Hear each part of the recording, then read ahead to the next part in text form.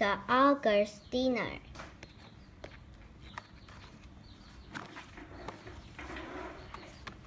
He was staying at Skipper's house for the night. I wonder if the magic key will glow while you are there, said Skipper. Me too, said Lee, who had never been on an adventure. The boys went to Biff's room to check on the key. I'll let you know if it starts glowing, said Biff told him. Do you want to play a board game into then? Skipper asked her. No thanks, said Biff. I'm at an excited bit of my book. The heroes are running away from some hungry ogres. Lee looked at the book cover. What are ogres? He said. Terrible, horrible monster, said Biff. The boys went to Skipper's room. After he put his sleeping bag on the floor, Lee peeked in the wardrobe. What are you doing? Asked Skipper. Just checking.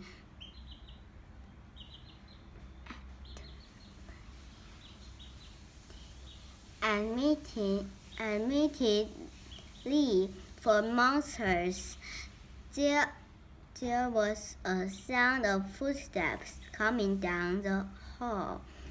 What's that? Asked Lee. He was a bit of jumping. Now, he had started making about monsters. The door opened. It was Biff. Come quickly, she said. The key just started glowing. Skipper jumped up. Lee followed more slowly, feeling a bit nervous. What if the key took them somewhere scary? Lee watched Biff pick up the glowing key. What happens now? He asked. Before Biff or Skipper could answer, the magic began to take him away on an adventure. The magic took them to a deep, dark forest. A bitter wind howled and made them shiver. What now? Lee asked. Biff shrugged. I will soon find out why the key brought us here. Suddenly there was a booming noise. It's an earthquake, cried Skipper. No, said Biff. Those are footsteps, and they are getting close. Lee's eyes opened wide. If those are footsteps, some big foot was making them. A huge head appeared of them. A monster, shouted Lee. I'm not a monster, I'm an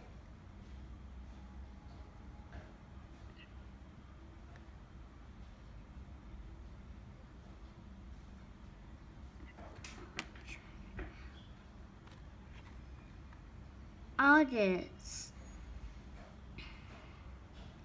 The ogres sniffed.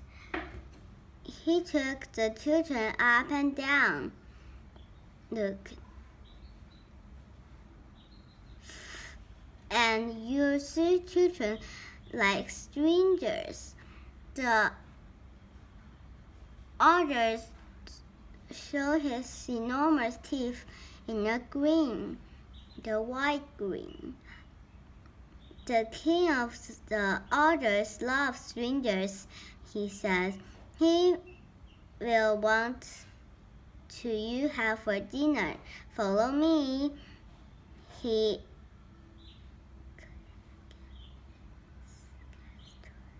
gestured towards the entrance of the cave. Have us for dinner? Said Lee in alarm. No thanks. Run! Shouted Biff. Lee spun round and followed Biff towards the trees as fast as his leg could take him. Then his family stopped. Lee's heart was pounding. Biff was by his side. But where's Skipper? Oh no, he must have tripped and fallen, said Biff. We have to go to find him.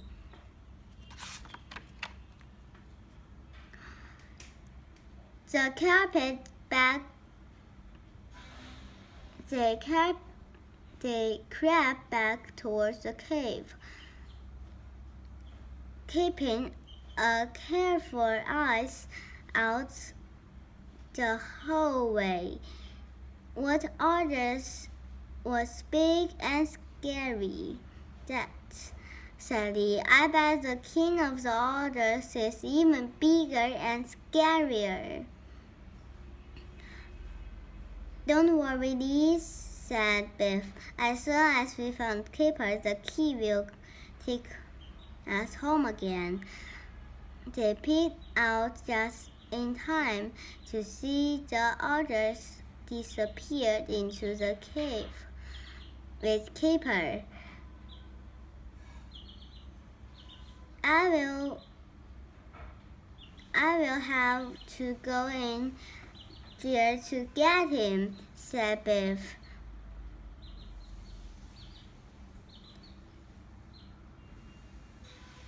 I don't like the adventure much, said Lee, miserably.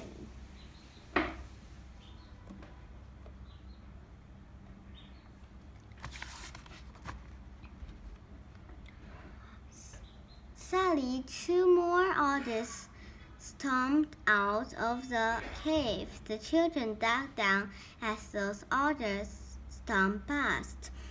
What are those children? Asked one of the others. The king of the others wants to cook with them.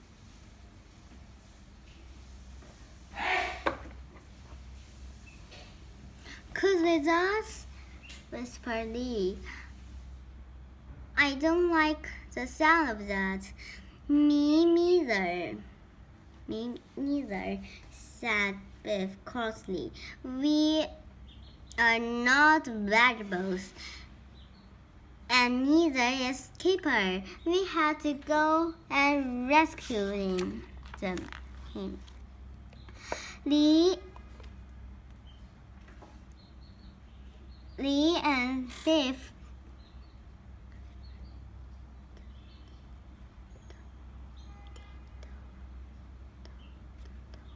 tiptoed to the entrance of the cave. Oh no, groaned Biff. There are lots of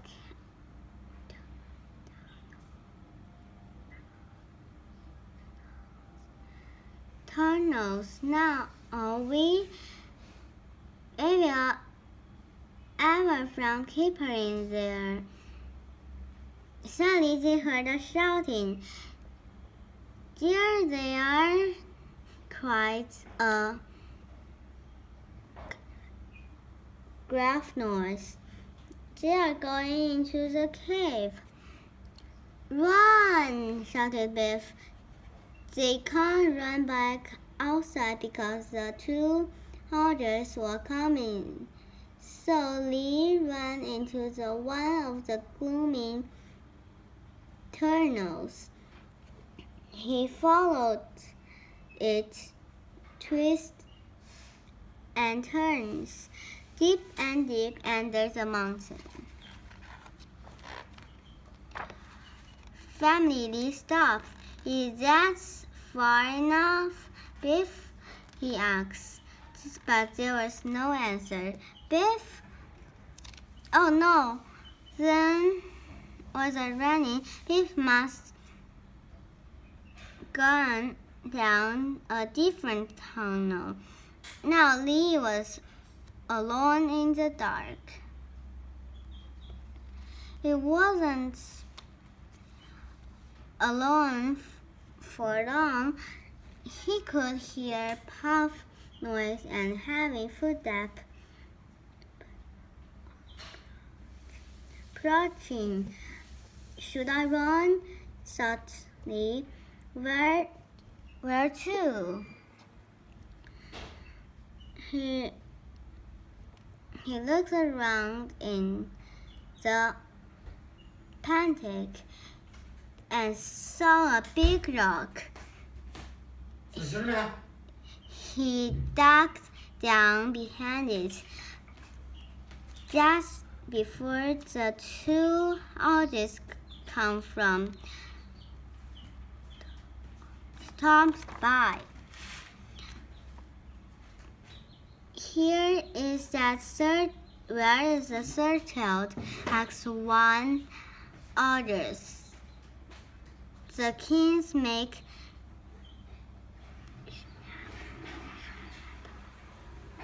shepherd pie tonight.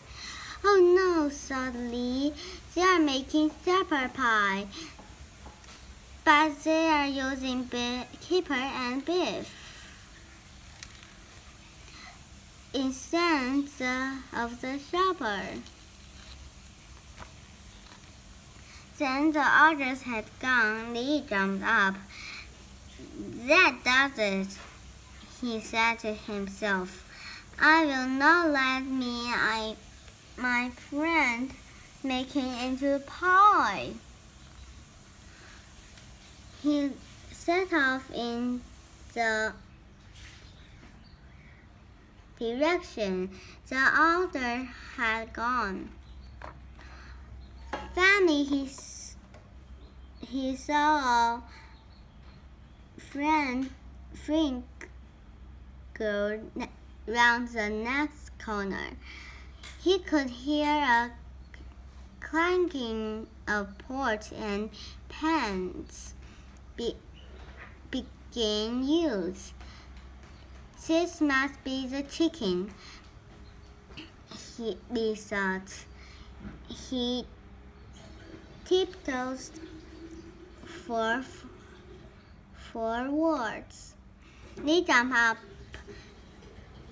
into the light of the kitchen and grabbed the nearest thing to hands. It was a frying pan. He waved this round and shouts, Keeper Biff, I'm here to save you. Hi, Lee, said Kipper. Where have you been? He was grating cheese while Biff peeled the potatoes. Lee was comfort. I thought the king orders will cook with you, he said. I'm cook with them. Tipped up a little orders with oven gloves and a clown. It's such fun cooking with new friends. Don't worry, Lee, said Biff. We got one end of stick either. It was all a misunderstanding.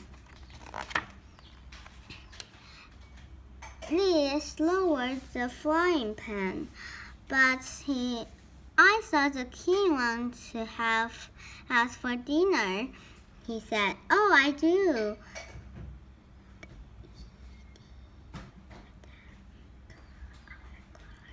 Declared the king. I love having guests for dinner.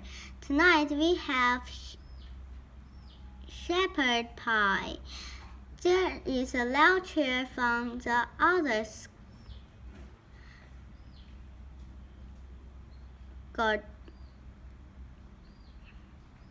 Other.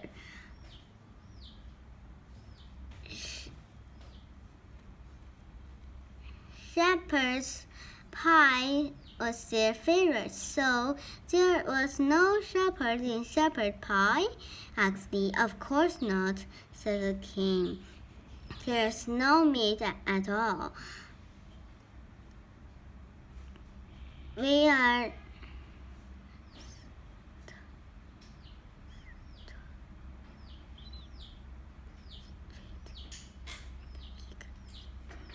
strict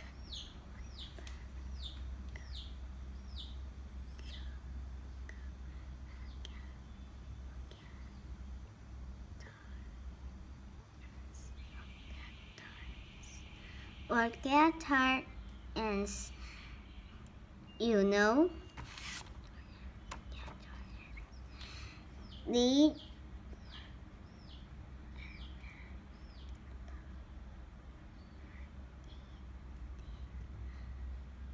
realized that he was hungry too. He just smelled